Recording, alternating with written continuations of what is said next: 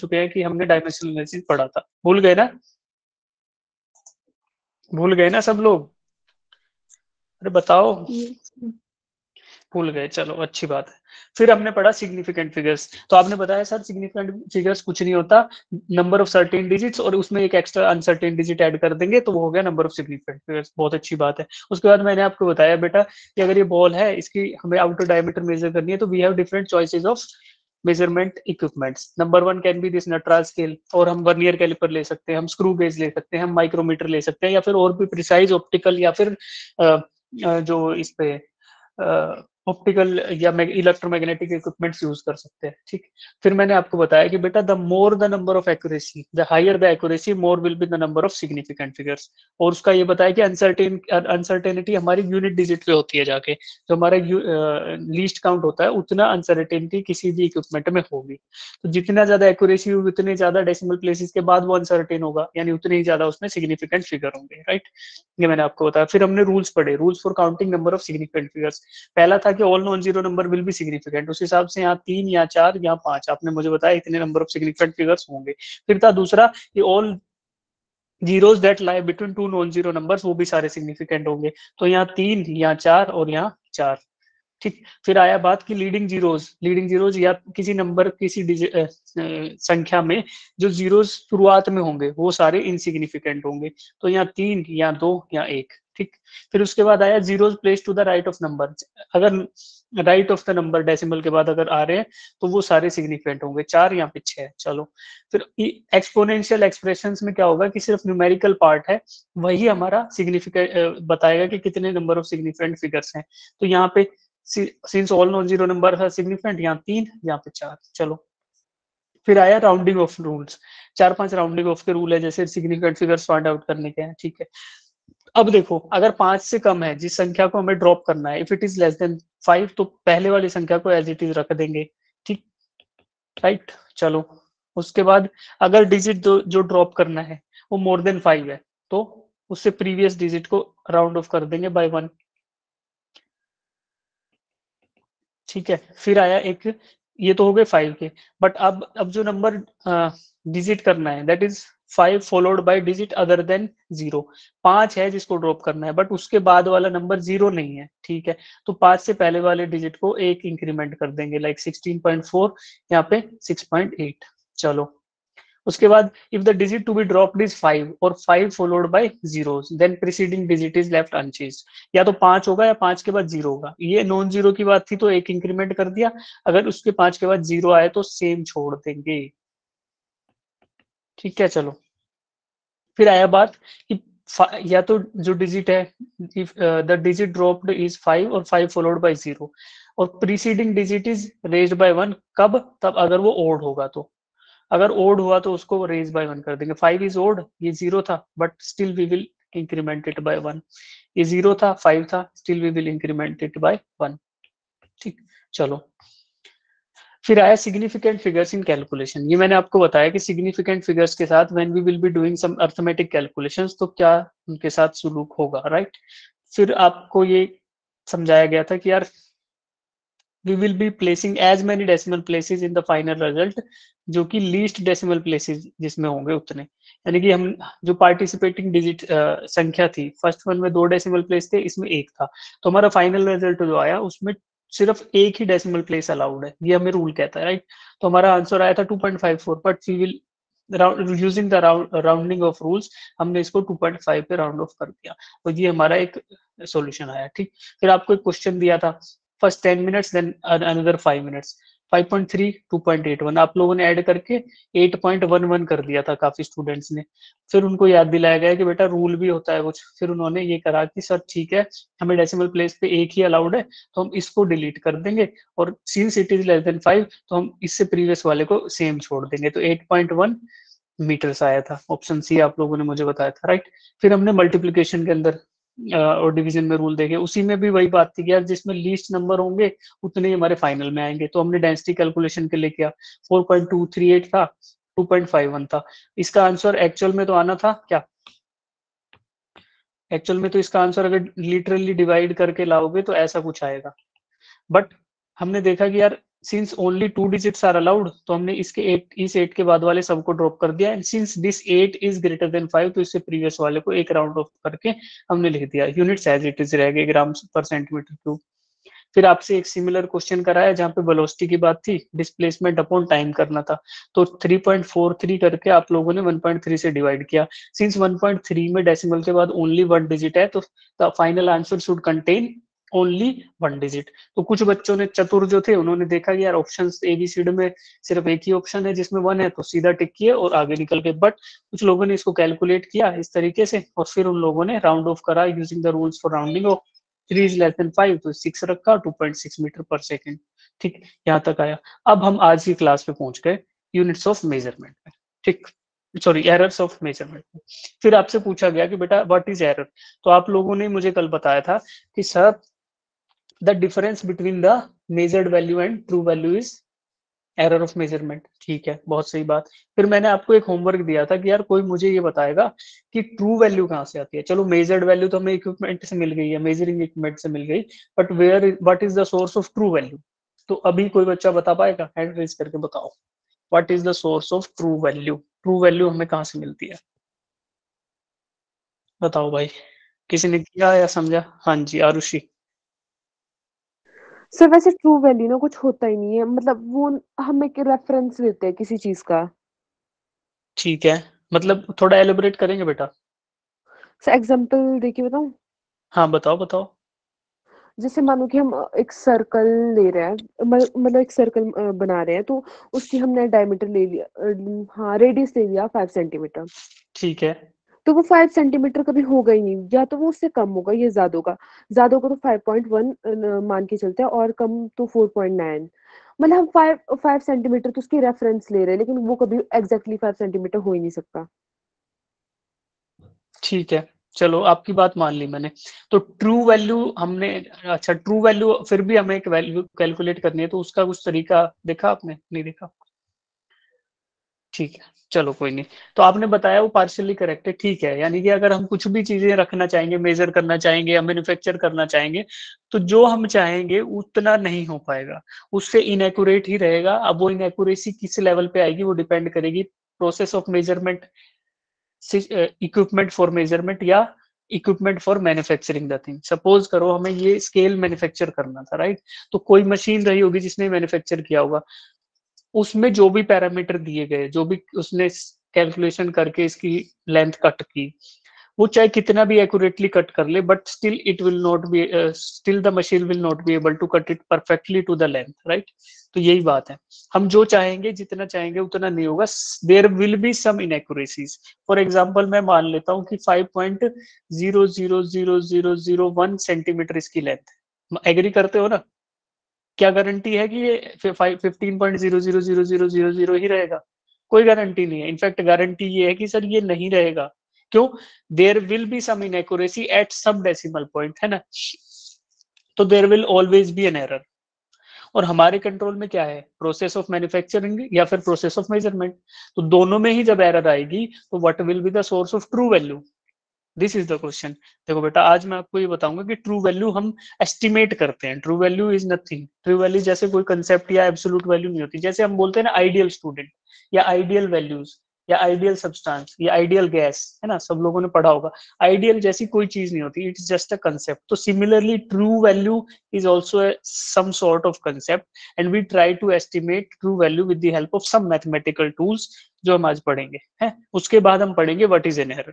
तो उससे पहले मैं आपसे दो चीजें, दो टर्म्स हैं, उनके बारे में जानना चाहूंगा।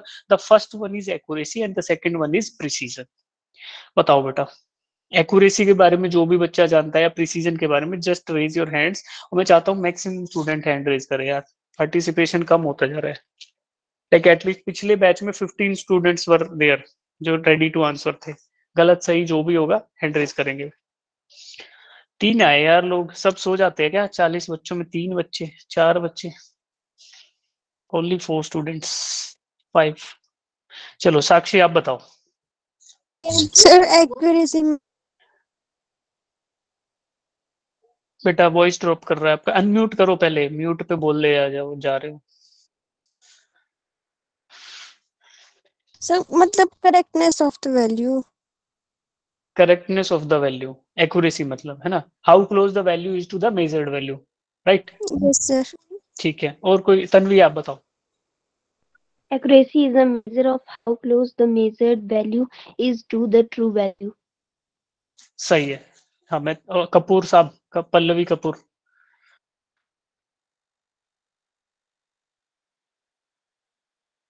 भूमिका आप Degree of बताओ। closeness हाँ between बताओ। a measurement and its true value. ठीक है, भूमिका।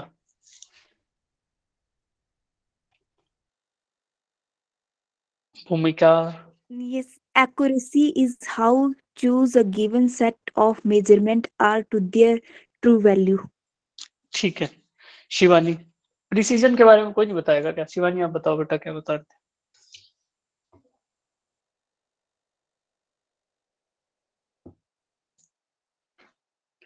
चलो, कोई बच्चा प्रिसीजन के बारे में बताएगा कि what is precision?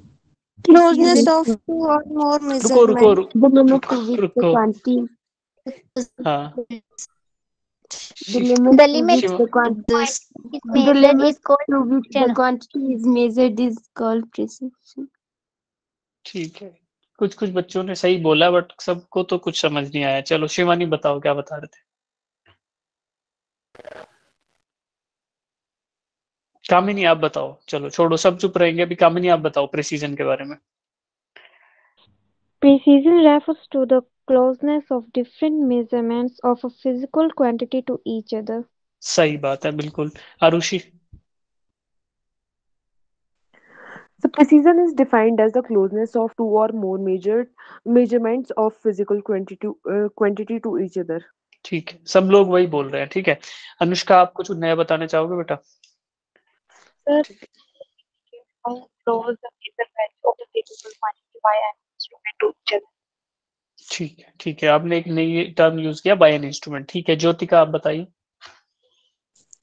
So it is expressed as the difference between a measure value and the arithmetic mean value for a series of measurement. ये तो बेटा आपने एब्सोल्यूट एरर का बता दिया। चलो ठीक है, कोई बात नहीं। ठीक है, अभी सफिशिएंट इनपुट्स हो गए, अभी पढ़ते हैं। देखो, चलो देखो बेटा, पहले एक्यूरेसी की 3 अलग अलग अंग्रेजी में डेफिनेशन देखेंगे, फिर सिमिलरली प्रिसीजन के लिए। मतलब एक ही है, बस लिखने के तरीके अलग अलग है। ठीक है, तो पहले एक्यूरेसी के लिए देखते हैं, जो आप लोगों ने सबने सही बताया था। It is the ability of the instrument to measure as close as possible to the true value. Instrument के टर्म्स में लिखा तो बोल दिया कि यार एबिलिटी है किसकी? इंस्ट्रूमेंट की, जिससे हम मेजर कर रहे हैं। क्या एबिलिटी है? To measure it as close as possible to true value, कि ट्रू वैल्यू के जितना पास वो मेजर कर पाए उतना एक्यूरेट इंस्ट्रूमेंट हुआ। पहली बात। दूसरी बात देखते हैं, चलो।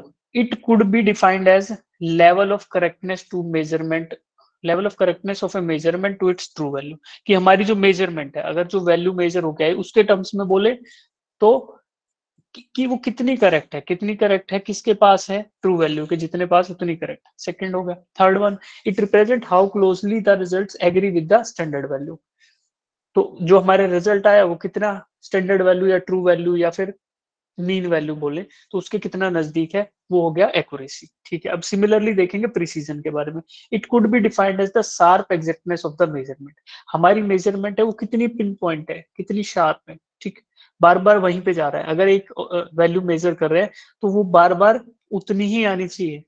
If we want to take multiple readings, then the every reading should be in the near about region of the previous readings। ठीक है, तो ये बोलेंगे sharpness. The closeness of two or more measurements to each other is known as precision of, दो या दो से ज्यादा रीडिंग्स अगर एक दूसरे के आसपास हैं तो इसका मतलब जो मेजरमेंट्स है वो प्रिसाइज है। It represent how closely results agree with one another, तो results agree with one another, agree तब करेंगे ना तब एक दूसरे के पास होंगे, तो सेम ही बात है, लिखने का तरीका अलग है। बोलो दीक्षा, डाउट है क्या? दीक्षा डाउट है क्या बेटा? चलो No, sir. ठीक है, अब मेरे को ये बताओ, फर्स्ट वन है इसमें पहला है। ठीक है बेटा, एक्यूरेसी समझ आया कि ट्रू वैल्यू के कितने पास तक मेजर कर पाए, यानी एरर मिनिमम है तो एक्यूरेसी ज्यादा है। ठीक, अब आई बात प्रिसीजन की। प्रिसीजन आपने बोला कि जो मल्टीपल रीडिंग्स अगर हम ले रहे हैं तो वो रीडिंग एक दूसरे के आसपास रहे तो प्रिसीजन हाई है, अगर रीडिंग्स दूर दूर रहे तो प्रिसीजन लो है। सिर्फ रीडिंग्स की बात करेंगे, ट्रू वैल्यू की बात नहीं करेंगे प्रिसीजन में। प्रिसीजन में सिर्फ इक्विपमेंट जो रीडिंग दे रहा है उन्हीं की बात करेंगे। तो अगर इक्विपमेंट द्वारा दी गई रीडिंग्स एक दूसरे के आसपास हैं, वेरी क्लोज हैं, तो द इंस्ट्रूमेंट और द रीडिंग्स आर प्रिसाइज। अगर रीडिंग्स जो इंस्ट्रूमेंट से मिल रही हैं, if they are close to true value, तो उसको बोलेंगे कि रीडिंग और द इंस्ट्रूमेंट इज एक्यूरेट। अगर ट्रू वैल्यू के आसपास है तो मतलब इट इज एक्यूरेट, अगर रीडिंग्स एक दूसरे के भी आसपास है तो इट मींस इट्स प्रिसाइज। ठीक है। अब to be for an equipment और for a reading to be precise, it is not necessary to be an accurate instrument और एक्यूरेट रीडिंग। ठीक, तो एक्यूरेट तब होगा तब वो ट्रू वैल्यू के पास होगा, और प्रिसाइज के आसपास होगा।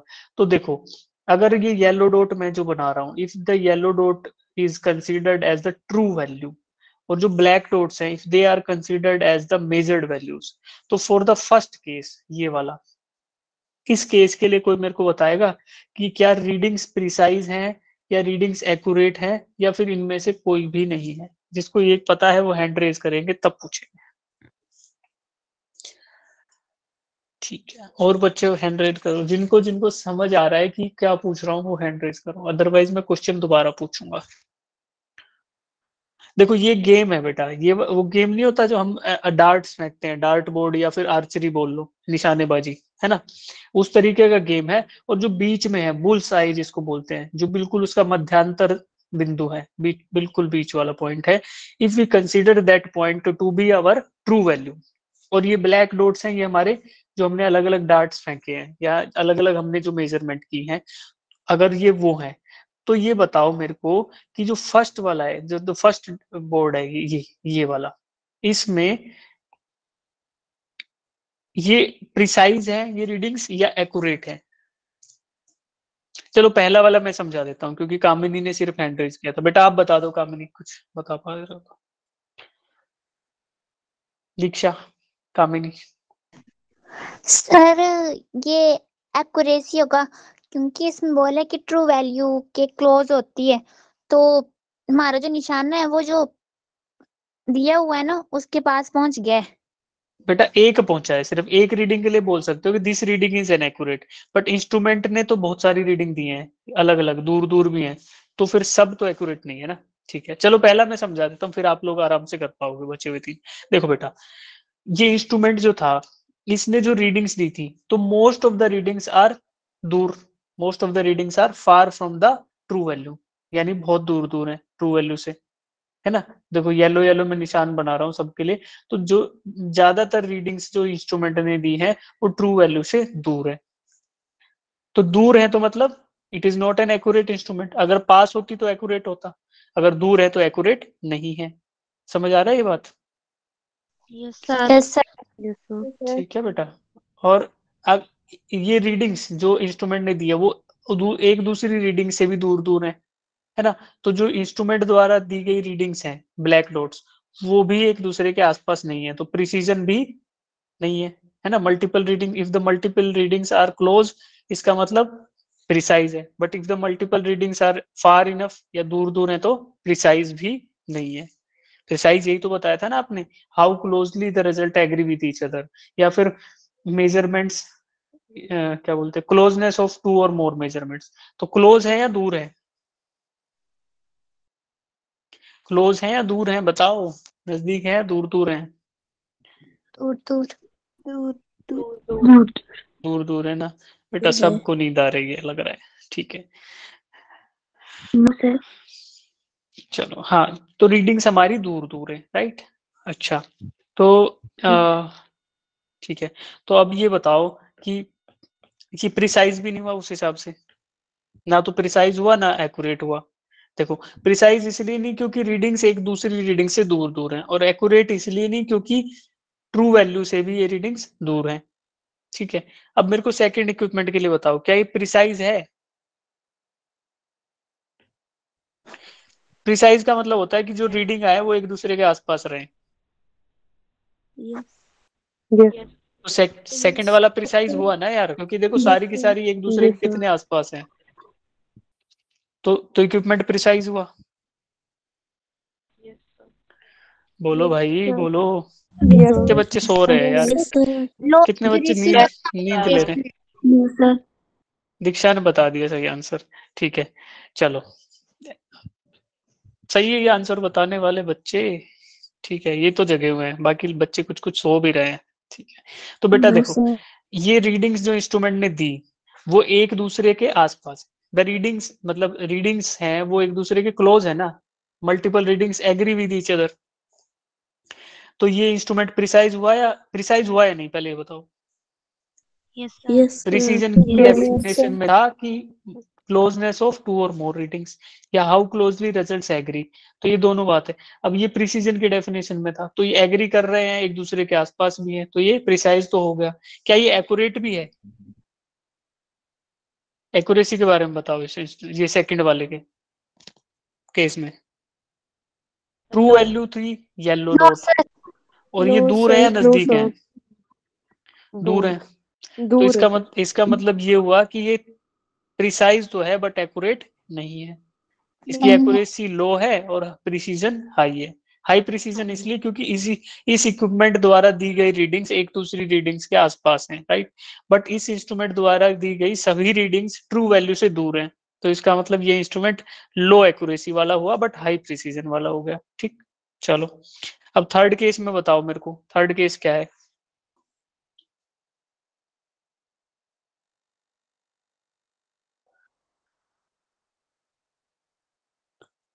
बताओ भाई, किसको पता है थर्ड केस?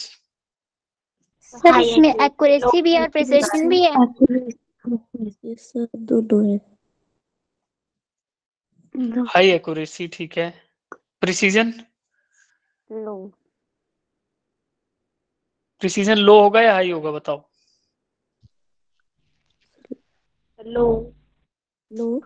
लो लो लो होगा, लो. क्यों? देखो एक्यूरेसी तो हाई Yes, sir. इसलिए बेटा क्योंकि ट्रू वैल्यू के आसपास है सारे, लगभग लगभग, ज्यादा दूर नहीं है, बट प्रिसीजन लो इसलिए है क्योंकि देखो ये वाला रीडिंग और ये वाला रीडिंग कितने दूर है, ठीक है, रीडिंग्स दूर है। अगर ये एक साइड भी रहती ना, देखो अगर ये ऐसे रहती, ये वाली रीडिंग ये वाले नहीं होते, इधर इधर और ये भी नहीं होते, बट क्या बोलते हैं इस साइड रहते सारे के सारे ये यहाँ पे, तो हम बोलते कि यार ये गिवन रीडिंग्स भी एक दूसरे के आसपास हैं और ये ट्रू वैल्यू के भी पास हैं, तो हम बोल देते कि प्रिसीजन भी हाई है और एक्यूरेसी भी हाई है। But in this case accuracy तो हाई है बट प्रिसीजन हमारा लो है, क्योंकि जो रीडिंग्स है वो एक दूसरे से दूर दूर है, precision, but they are close to central value, यानी कि जो हमारी ट्रू वैल्यू थी, ठीक। चलो अब फाइनल वाला है, ये तो सबको दिख रहा है ना, कि इसमें प्रिसीजन भी हाई है और एक्यूरेसी भी हाई है, Yes, sir. ठीक है। अब मेरे को ये बताओ इनमें से सबसे बेस्ट इक्विपमेंट कौन सा रहेगा, 1 2 3 4 में से मेजरिंग इक्विपमेंट कौन सा सबसे बेस्ट है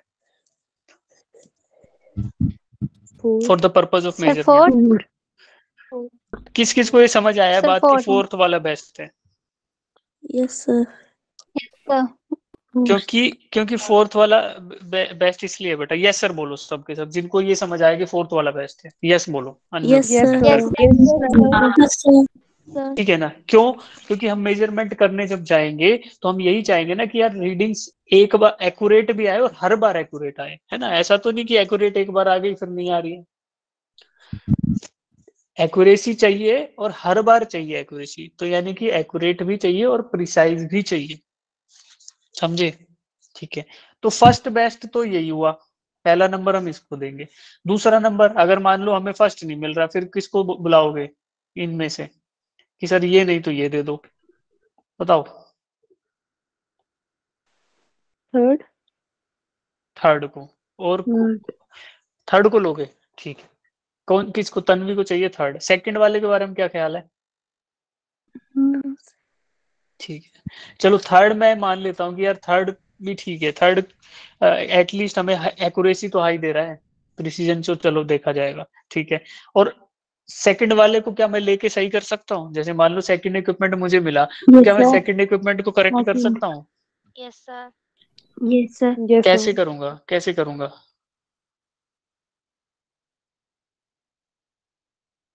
देखो बेटा, सेकंड इक्विपमेंट में आप ये समझो कि हो सकता है सिर्फ 0 एरर ही हो, यानी उसका 0 डिस्प्लेस हो रखा हो, इसलिए वो थोड़ी डेविएटेड वैल्यूज दे रहा है जो ट्रू वैल्यू से, बट हर बार वही उसी रीजन में वैल्यूज दे रहा है। तो क्यों ना हम उसके 0 को 0 प्रॉपरली अलाइन कर दें, फिर वो प्रिसीजन तो उसका हाई था ही, अब उसकी values close to true value भी आने लग गई, तो यानी उस फोर्थ जैसा नहीं हो जाएगा। अगर हम इन सारी की सारी वैल्यूज को किसी तरीके से उठा के थोड़ा इधर खिसका दें, तो क्या वो ट्रू वैल्यू पे नहीं आ जाएंगी सारी की सारी? Yes sir. उसको खिसकाने का तरीका क्या है बेटा? उसको खिसकाने का तरीका है to correct it for 0 error. 0 error अगर उस इंस्ट्रूमेंट में है तो उसको हटा दो। जैसे आपको मैं एग्जांपल देता हूँ एक स्क्रू गेज का, राइट? स्क्रू गेज देखा है? जिन जिन बच्चों ने देखा है तो यस बोलते जाओ भाई। यस ठीक है, देखो अब स्क्रू गेज में आपने दो नट देखे होंगे। नट एक तो ये इधर होता है जिसमें बैरल होता है, रीडिंग्स होती हैं, राइट, जिसको हम रोटेट करते हैं, या रेचेट मैकेनिज्म होता है। ठीक है, अब जब ये दोनों एक दूसरे को टच कर जाते हैं तो यहाँ पे रीडिंग में 0 आना चाहिए, 0.00, है ना? बट फॉर सम रीजन, अगर मान लो ये जो करेक्शन नट होता है इधर, अगर ये थोड़ा लूज है या फिर थोड़ा डिस्प्लेस्ड है, तो जब आप पूरा इसको टाइट कर दोगे, टच हो जाएगा, तो यहाँ 0 नहीं आएगा, कुछ और वैल्यू आएगी 0 के अलावा। इधर तो थोड़ी सी स्लाइटली नेगेटिव वैल्यू आएगी या स्लाइटली पॉजिटिव वैल्यू आएगी। तो उसको करेक्ट करने का तरीका क्या है? आप इस करेक्शन नट से, जो लेफ्ट साइड वाला करेक्शन नट है, इस करेक्शन नट से उसको थोड़ा लूज या टाइट करके 0 पे अलाइन कर दो, है ना? तो 0 पे जैसे ही अलाइन करोगे तो आपने क्या किया? एसेंशियली आपने इसको, ये जो इधर highly precise but displaced value आ रही थी, उनको उठा के 0 पे करेक्ट कर दिया। तो ये वाला इंस्ट्रूमेंट भी चौथे जैसा हो जाएगा। थोड़ा थोड़ा समझ आ रहा है तो ठीक है, उतना ही काफी है। ठीक है, चलो यस चलो ठीक है। अब बात करते हैं, ये आपको एक्यूरेसी और प्रिसीजन समझ आया। अब हम बात करते हैं एरर्स की। भाई एक्यूरेसी से अगर डेविएट कर रहे हैं तो एरर्स है। अब एरर्स के टाइप हम ये सब डिस्कस कर लेंगे, ठीक है? चलो जी, एब्सोल्यूट एरर। एब्सोल्यूट एरर का मतलब होता है, हाँ दीक्षा, डाउट है क्या भाई किसी को? नो सर, गलती से हो गया हैंड रेज। ठीक है, ठीक है। हाँ, एब्सोल्यूट एरर जो है, पहले बात करेंगे एब्सोल्यूट एरर की। अच्छा, ये लोग बेटा टाइम देखते टाइम होता है क्या? आप लोग टाइम देखते होंगे, मीटिंग में हैंड रेज हो जाता है, कितना समय और बोर करेंगे सर, ऐसा है क्या? ठीक है, देखो absolute error, as the name suggest, absolute error क्या बोल रहा है कि जो एक्चुअल में जो एरर होगी, जो रियल में एरर होगी, यानी कि जो हमने एरर की डेफिनेशन पढ़ी थी वही, कि डिफरेंस बिटवीन ट्रू वैल्यू और मेजर्ड वैल्यू। बस अब फंडा बचा, मेजर्ड का तो हमें पता है कि सर जो हमने मेजर कर ली वही है मेजर्ड वैल्यू। अब फंडा बच गया ट्रू का। ट्रू क्या होती है? देखो, ट्रू वैल्यू जैसी कोई चीज होती नहीं है यार। True value has to be calculated, और उसको कैलकुलेट कैसे करेंगे? फॉर एग्जांपल, हमने जो ही ये बॉल से अगर मेजर कर रहे थे, बॉल का diameter with the help of some scale, तो हम क्या करेंगे? हम एक बार मेजर नहीं करेंगे, हम उसको मल्टीपल टाइम मेजर करेंगे। जितने ज्यादा बार मेजरमेंट लेंगे उतना ही हमारा ट्रू वैल्यू के क्लोज हम पहुंच जाएंगे। ट्रू वैल्यू जो एक्चुअल में इसकी होगी ना, उसके आसपास जाने के हमारे चांसेस बढ़ते चले जाएंगे। As we increase the number of readings, हम जितने बार रीडिंग्स लेंगे तो हम ट्रू वैल्यू के आसपास जाने के, उसकी हमारी टेंडेंसी जो है, हमारे चांसेस है, वो बढ़ते चले जाएंगे। देखो, अब मुझे मेजर करना था इसका डायमीटर, तो मैं क्या करूंगा? स्केल उठाऊंगा, एक बार रीडिंग लूंगा। फॉर एग्जाम्पल मेरी रीडिंग आई 5.1, फिर से उठाऊंगा, फिर से रीडिंग लूंगा, फिर मान लो मेरी रीडिंग आई 4.9, फिर से उठाऊंगा, फिर लूंगा, फिर ऐसे 5.1 फिर से आ गई, 5.0 आ गई, कभी 5.2 आ गई, है ना? फिर 4.9 आ गई, फिर 4.8 आ गई। तो ऐसे करते करते मैंने अलग अलग रीडिंग्स ली, राइट? तो अभी मैंने देखो 2, 4, 6, 7 बार रीडिंग ले ली बेटा, राइट? अब मैं क्या करूंगा? मैं अर्थमेटिक मीन निकालूंगा, इनका मीन। मीन मतलब इनकी मध्य, इसकी जो एवरेज है, ए एम। एवरेज कैसे निकालते हैं? Sum of all digit divided by number of digits. तो इसको ऐड करता जाऊंगा, 5.1 ऐड किया, 4.9 plus 5.1 plus 5.0 plus 5.2 plus 4.9 plus 4.8, और कितने डिजिट्स हैं, कितने संख्या है ये? 7 है। ठीक है, तो इनको ऐड करके अगर मैं 7 से डिवाइड करता हूं तो मेरा आंसर आएगा 5.0। करके देखो यार, हाँ आ रहा है, ठीक है 5.0। तो 5.0 हमारा आंसर आ गया। ये क्या हुआ, ये मीन था, दिस इज मीन। मीन मतलब अर्थमेटिक मीन, या फिर ट्रू वैल्यू, या फिर मीन, या फिर एवरेज, एवरेज भी इसी को बोलते हैं। इस तरीके से हम कैलकुलेट करते हैं ट्रू वैल्यू को। बताओ, ट्रू वैल्यू का कंसेप्ट आया अब समझ में? ट्रू है क्या? ट्रू है value has to be calculated on the basis of multiple readings. ये यस किसको सर। समझ नहीं आया? Yes sir. तन्वी को नहीं आया? ठीक है, पूछो बेटा क्या सर पूछना चाहते हो। सर आया, मैंने इसलिए। अच्छा आया इसलिए रेज किया, ठीक है। तो किसी को डाउट है अभी? डाउट वाले हैंड रेज कर लो बेटा इसमें। No sir. नहीं है ना? ठीक है, ठीक है, क्योंकि ज्यादा हाई फाई कंसेप्ट नहीं है तो इन पे टाइम वेस्ट करने का फायदा भी क्या है। ठीक है, तो arithmetic mean has to be calculated, और arithmetic mean is the true value. ठीक है, अब हमारा पॉइंट क्या था यार मल्टीपल रीडिंग्स लेने का? तो मैं थोड़ा सा आपको बता देता हूँ कि हम लोग इतनी ये मल्टीपल रीडिंग्स लेके हम एक्चुअल में कर क्या रहे हैं। आप लोगों ने 11th में स्टैटिस्टिक्स पढ़ा होगा, राइट?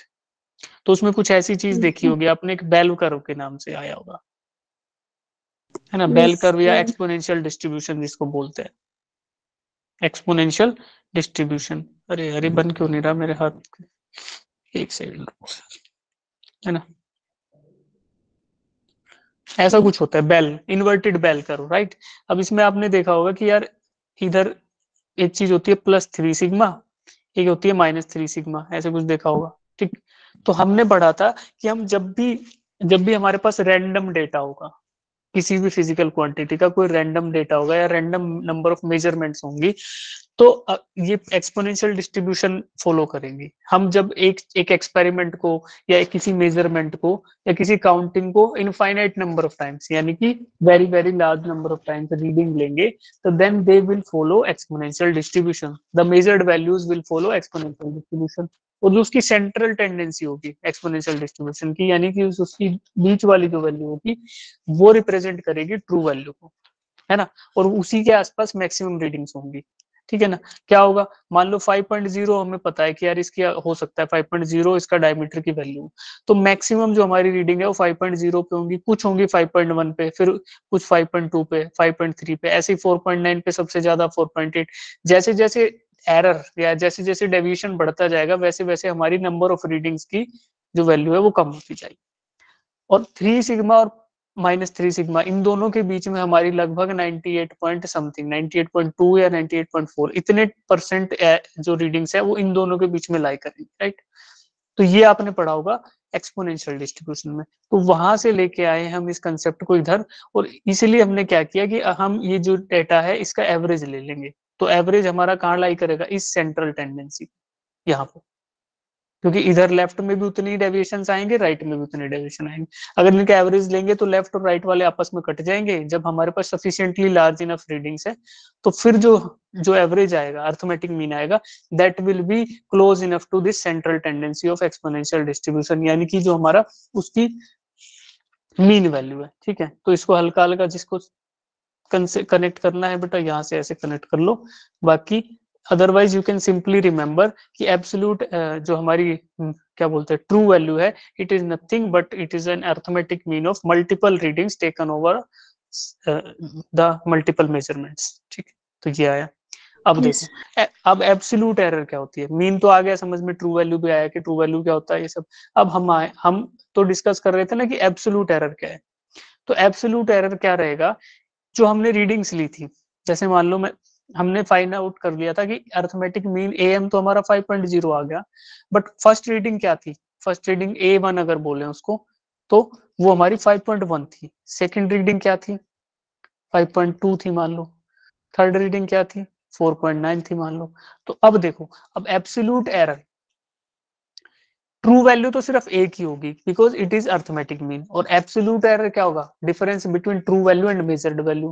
तो जो मेजर्ड वैल्यू है उसका डिफरेंस है ना, तो जितनी बार मेजरमेंट किया उतने ही हमारे पास एब्सोल्यूट एरर शक्कर होंगे, क्योंकि मेजर्ड वैल्यू तो हर बार अलग अलग आएगी ना। तो हर एक मेजर्ड वैल्यू के लिए उसका एक अलग एब्सोल्यूट एरर होगा, उसका लिए एक पर्टिकुलर एब्सोल्यूट एरर होगा। उसको कैलकुलेट करने का तरीका यह है कि डेल्टा A1, मान लो कि absolute error corresponding to our first reading, जब हमने पहली बार रीडिंग ली थी वो क्या होगी? ये। तो ये A1 इस क्या होगा? A1 का जो हमारा मेजर्ड वैल्यू आई थी माइनस एक्चुअल वैल्यू या true value, true value mean लेते हैं, ये होगा। सिमिलरली अगर इसको कैलकुलेट करें डेल्टा A1, तो A1 क्या था हमारा 5.1, 5.1 माइनस क्या करेंगे मीन वैल्यू 5.0, 5.0 किया इक्वल्स टू 0.1।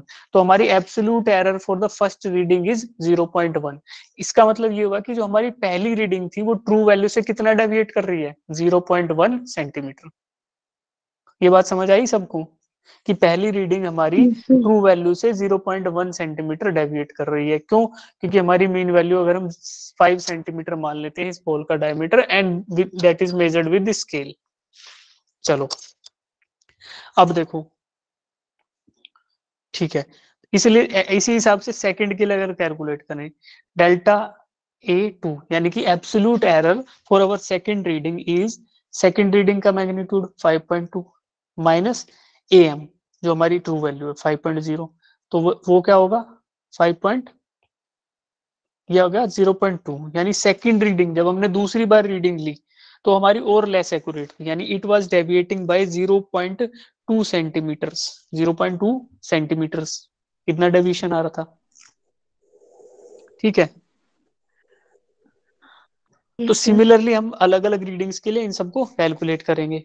अगर n रीडिंग्स ली, n से मत डरना, कुछ बच्चे n अल्फा डेल्टा ये सब बातें डरने लगते हैं कि यार फिजिक्स में तो वही सीपीटी बात है। नहीं, n मतलब कोई भी रैंडम नंबर, मान लो मैंने 10 बार ली तो मेरे लिए n 10 हो जाएगा। आप लोगों ने 15 बार ली कि नहीं sir we want some more accurate results, तो मैं 20 बार रीडिंग लूंगा।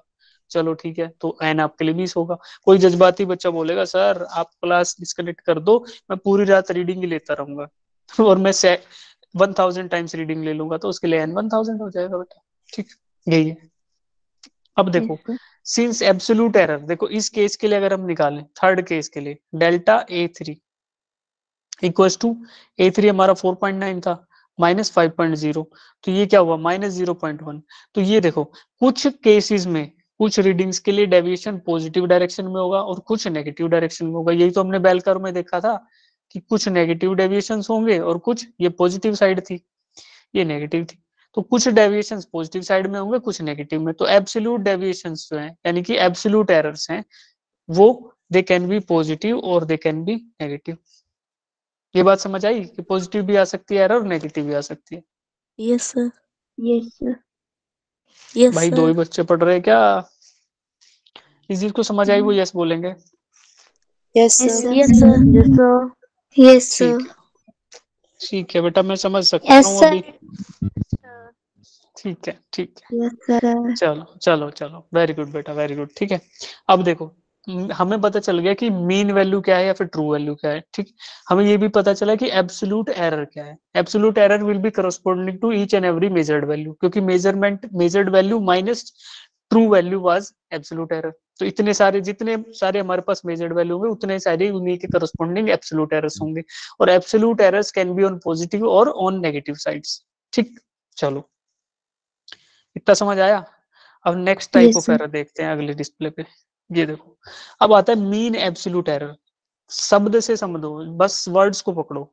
Mean of what, absolute errors. तो जितनी हमारे पास एब्सोल्यूट एरर आई थी उनका बस मीन ले लो, मीन मतलब अर्थमेटिक मीन ले लो या उनका एवरेज ले लो। ठीक, तो हमारे पास वैल्यूज क्या आई थी, डेल्टा A1 जो हमारी फर्स्ट रीडिंग के करस्पॉन्डिंग वैल्यू थी, ये ये क्या आई थी 0.1 आई थी।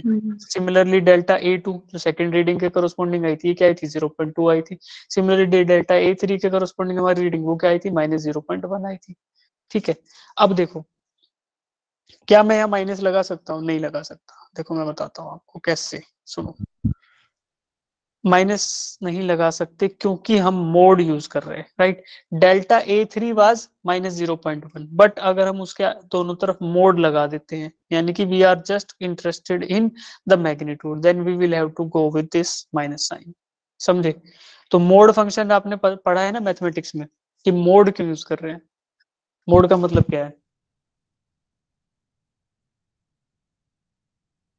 भाई? मोड का मतलब पता है ना, मॉडुलस, मॉडुलस बोलते हैं जिसको, मॉडुलस ऑफ डेल्टा A1 या फिर मोड ऑफ डेल्टा A1। इसका मतलब है कि we are just interested in the magnitude, we don't want sign. तो बस यही है। ऐसे ही an तक करेंगे कि nth रीडिंग मान लो हमने 10 वाली दी थी तो A10 बोलो या फिर n an बोल दो, उसके लिए कुछ वैल्यू आएगी। अब ये जो एब्सोल्यूट एरर्स थी ना भाई, इन सब का अगर हम मीन ले लें, इन सब का अर्थमेटिक मीन ले लें, या इन सब का एवरेज निकाल लें, तो that will B mean absolute error. चलेगा? Yes, sir. Yes, sir. ठीक है, तो डेल्टा ए ये आया। इसमें क्या किया हमने, ये फॉर्मूला देखो बस सीधा, delta A1 plus delta A2 plus delta AN, इन सबको जोड़ लिया, मॉडुलस को डिवाइड बाय n कर दिया, अगर ये मीन निकाल दिया, बस यही हमारा मीन एब्सोल्यूट एरर है। ठीक है? Yes, sir. Yes, ठीक है sir. बेटा, Yes, ठीक sir. है बेटा। अब देखो फिर रीडिंग जो हमारे पास आएगी, मीन एब्सोल्यूट एरर क्या दिखा रही है कि डेविएशन है। अब वो पॉजिटिव साइड में भी हो सकता है सिमिलरली, जैसा हम यहाँ देख रहे थे, और नेगेटिव में भी हो सकता है। तो उसको लिखने के लिए हम एक साथ लिख लेते हैं, जब मेजर जो हमारा पैरामीटर है, मेजर्ड पैरामीटर, उसकी मीन वैल्यू यानी true value plus minus mean absolute error, ये लिखने का तरीका होता है। अब देखो बस आज के लिए ये देख लो कि ये जो है, अगर इस तरीके से आपको लिखा मिलेगा तो मतलब